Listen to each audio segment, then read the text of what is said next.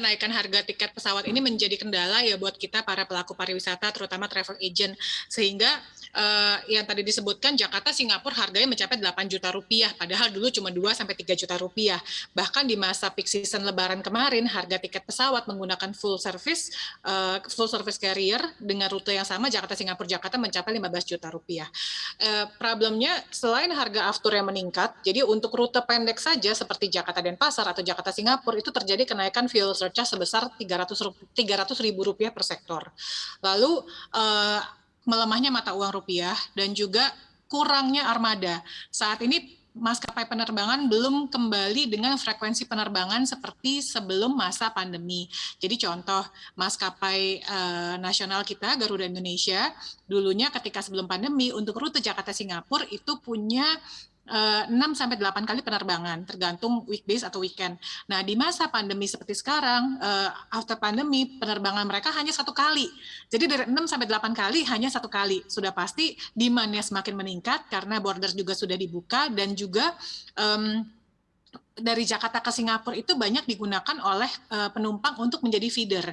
Jadi banyak maskapai penerbangan asing yang juga belum masuk ke Indonesia, mereka hanya sampai di Singapura atau hanya sampai di Kuala Lumpur, sehingga penumpang Indonesia ketika mau terbang ke negara tersebut, mereka harus terbang via Singapura. Ini yang menyebabkan banyak tingginya demand, sementara frekuensi penerbangannya masih kurang dan armadanya pun juga masih kurang. Baik, lalu strategi apa Bu yang dilakukan oleh travel agent begitu ya melihat kondisi seperti sekarang, misalnya armada penerbangan yang tidak banyak, lalu harga pesawat juga yang tinggi. Bagaimana agar travel agent ini tetap bisa bertahan di situasi seperti sekarang? Ini kan penyakitnya orang Indonesia ya. Orang Indonesia itu kan sukanya last minute. Sehingga ketika last minute mau terbang, besok mau terbang atau minggu depan mau terbang, sekarang baru booking tiket. Itu menyebabkan harga tiketnya juga udah last minute pastinya mahal. Nah, kami mengencourage klien-klien kami, customer kami untuk belajar mempersiapkan merencanakan penerbangan itu jauh-jauh hari. Jangan last minute mau terbang baru booking tiket.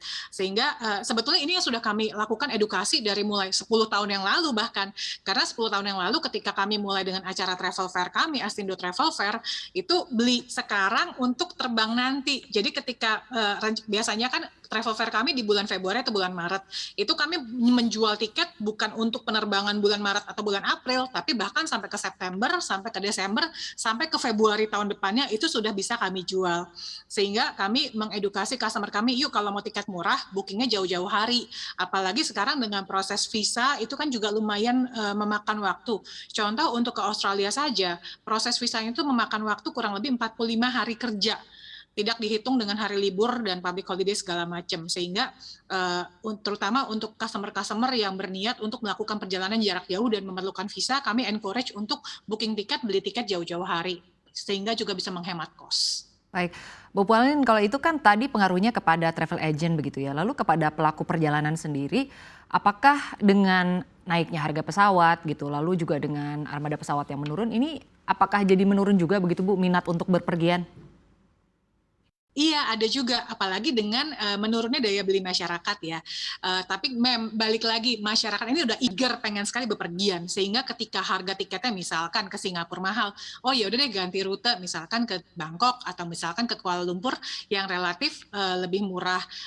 Kalau Singapura itu kan harga tiketnya sudah mahal, biaya hidupnya di sana juga mahal, hotel mahal, makan mahal. Sedangkan kalau Kuala Lumpur, Bangkok, mungkin harga tiket pesawatnya kurang lebih setara atau bisa lebih murah karena sudah ada beberapa low cost carrier yang terbang ke sana dan juga biaya hidupnya relatif lebih rendah jika daripada bepergian atau holiday ke Singapura. Tetapi lain halnya dengan memang masyarakat atau customer yang memang merencanakan perjalanannya bukan cuma untuk berlibur, tapi memang ada keperluan seperti bisnis atau medical assistance. Nah itu kan mau nggak mau memang mereka harus berangkat sehingga berapapun biayanya mereka pasti akan bayar.